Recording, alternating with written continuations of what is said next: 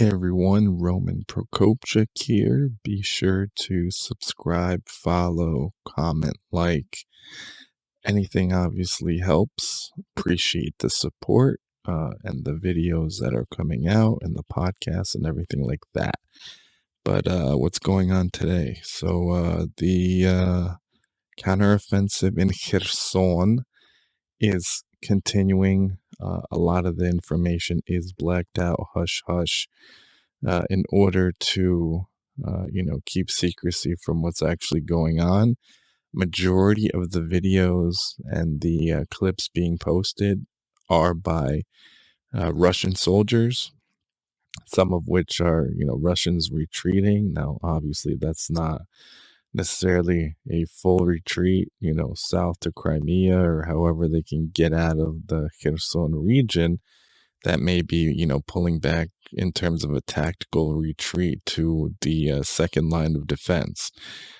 It has not even really been confirmed if Ukraine yesterday has broken through the first line of defense, but some of the videos, including the regiment from the Donetsk People's Republic that were seen fleeing from their positions, some of them actually made videos during the battle saying they're surrounded, they're being, targeted by artillery, HIMARS, aviation, tanks, infantry, so on and so forth. So that's kind of going on.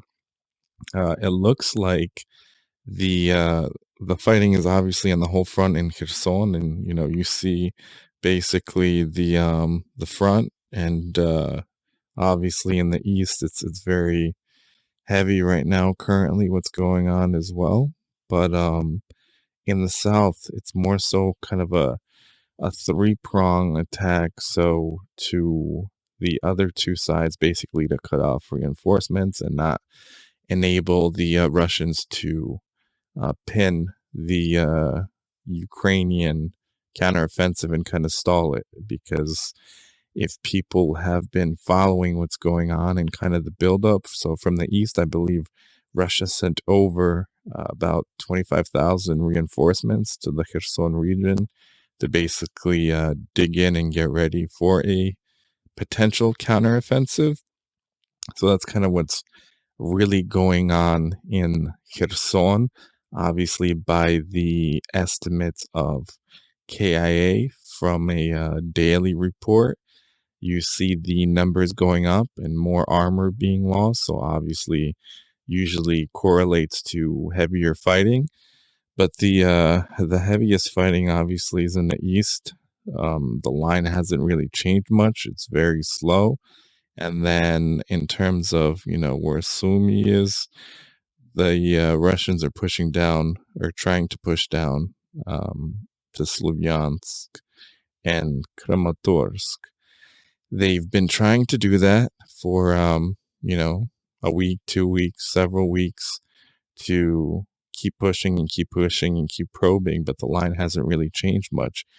But like I said, there's a retreat basically in the Kherson region. It looks like potentially the first line of defense was breached in a way, right theoretically about here. Because that's where it looks like there's a somewhat of a retreat or a tactical retreat back.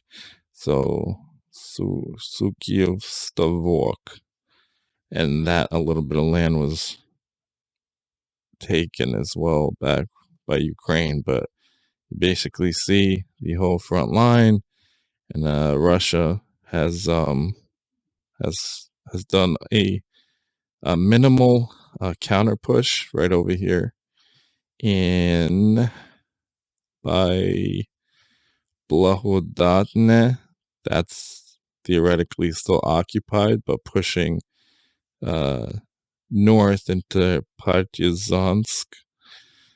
So that could be obviously one of many things, them trying to kind of hold that line and preserve a line of engagement. But numbers wise, you see what's been going on today. So total estimates currently, as of today, the 30th of August, 47,550 KIA. That's 450 change in terms of today. So that's obviously went up since yesterday. You see, number of planes has not changed. No planes lost. One helicopter lost. 3 UAVs, 7 tanks, 19 pieces of artillery, 3 MLRs, 25 armored personnel vehicles, 29 other vehicles, 2 anti-aircraft warfare systems. So you see kind of the daily loss fluctuation also down in the right corner. You see it has obviously bounced around, but from between August 10th to about August 18th, it was not obviously calm, but consistent. And then you saw a spike in the 19th, a slight spike the 21st, a spike the 26th, and then obviously the 29th. You had 350 potential KIA, and then today report was 450. So obviously the losses keep mounting. Russia usually throws bodies at a problem, like World War II, kind of in the meat grinder. So I don't think they're looking out for preserving, their armed forces. Whatever gets the job done. How many losses isn't too many losses. But in terms of also shelling by Russian forces, you see that the last 7 days it's gone up 3%, and you see overall, basically the map. You can see a satellite map as well. Let's zoom in a little bit. So you see the actual front. So obviously there's all the hot spots that are kind of coordinated that we just spoke about.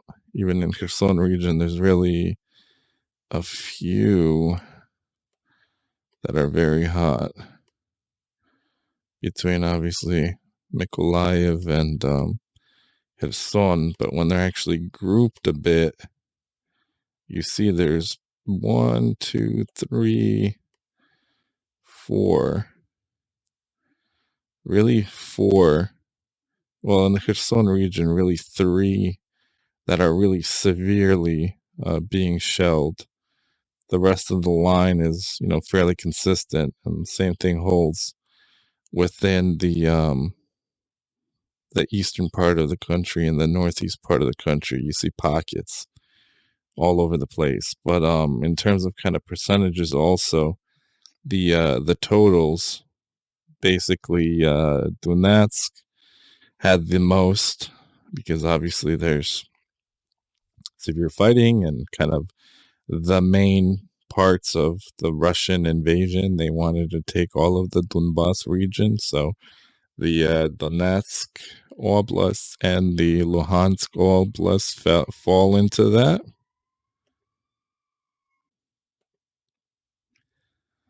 But obviously you see Donetsk has been the number one region.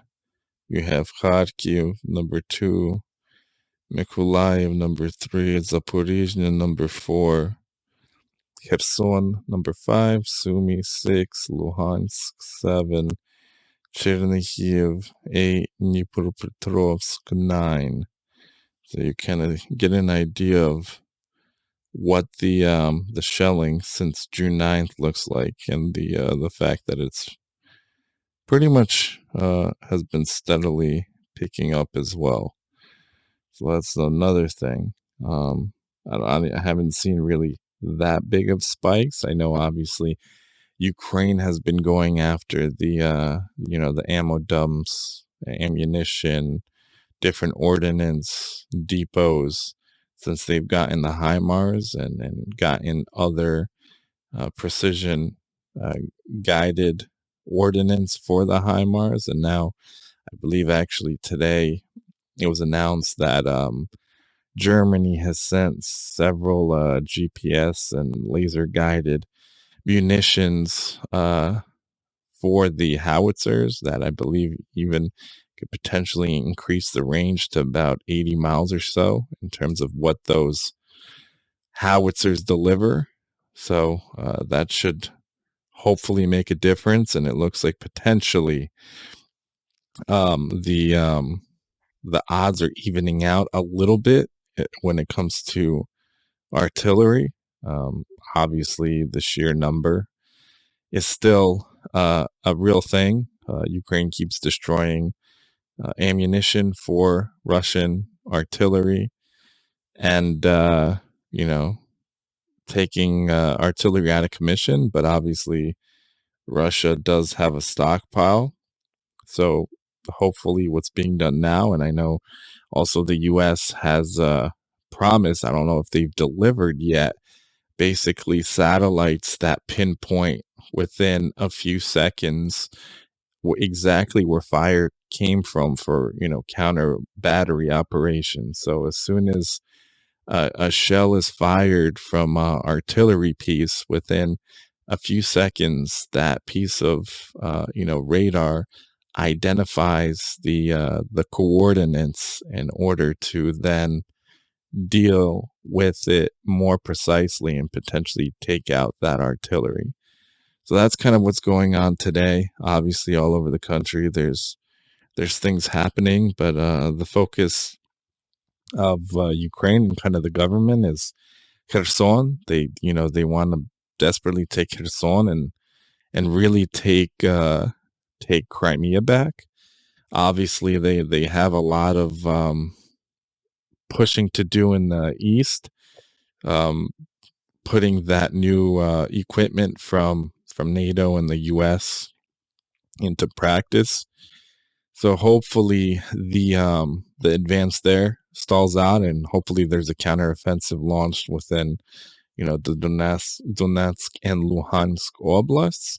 The other real thing that is really related, I guess, to Ukraine is the the president Mikhail Gorbachev that basically led the Soviet Union into uh, you know basically breaking up the perestroika movement. He passed away today, I believe, at 91.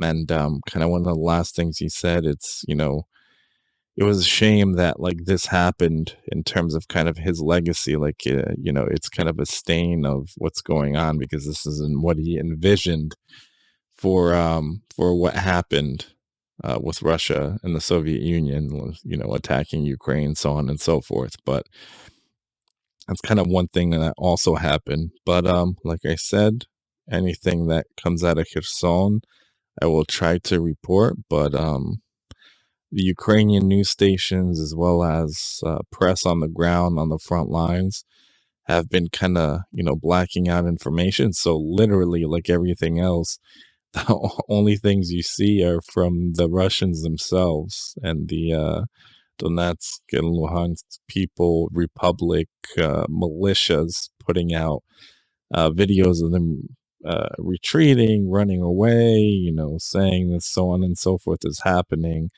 So a lot of stuff like that, but I'll be sure to bring that to you. So be sure to follow and subscribe. I appreciate everyone and everybody's views and support.